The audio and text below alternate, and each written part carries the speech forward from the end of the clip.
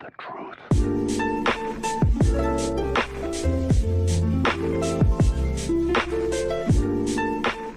Hello everybody, my name is MrStormCrow, and we have an abundance of information when it comes to the PS5, from apparently not expandable SSD to how you can't even pre-order it through retail now.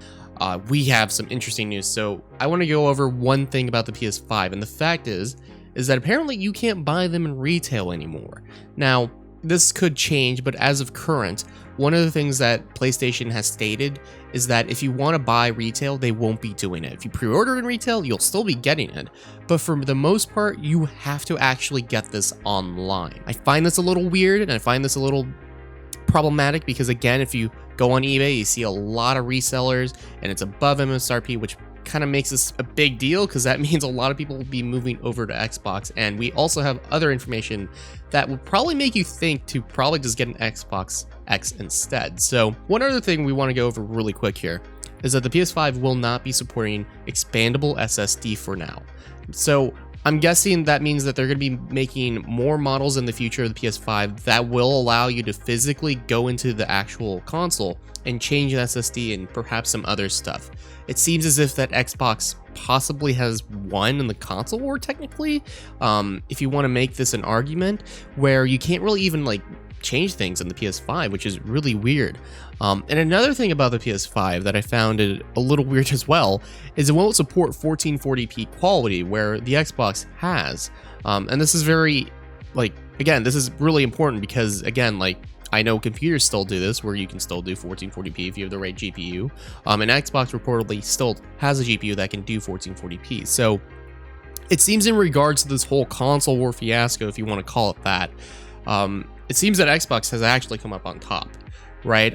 It seems that the PS5 has actually had a lot of problems. Like, these aren't minuscule, like these are pretty big in my opinion. Like, especially if I were to buy a console of the PS5, I would want to change stuff up. I would even want to maybe change displays.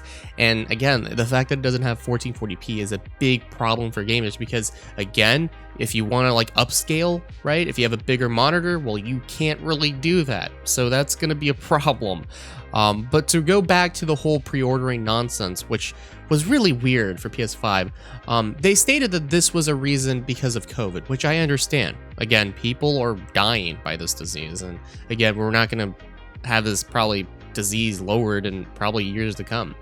But the fact is I mean, Xbox and all these other consoles are doing it. In fact, I believe it's not Sega, but there's another company, the Atari, actually, I just remembered the Atari.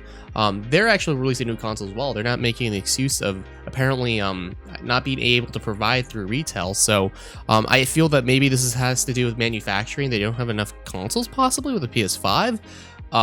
This seems to be from what my experience is from working in some areas of the tech field. So yeah, that's going to be really interesting. Apparently the PS5 is only, well, they have around 667 gigabytes for games that are usable for the memory. So yeah, there's a lot of aspects with the PS5 where it doesn't look good from apparently the reports that we have.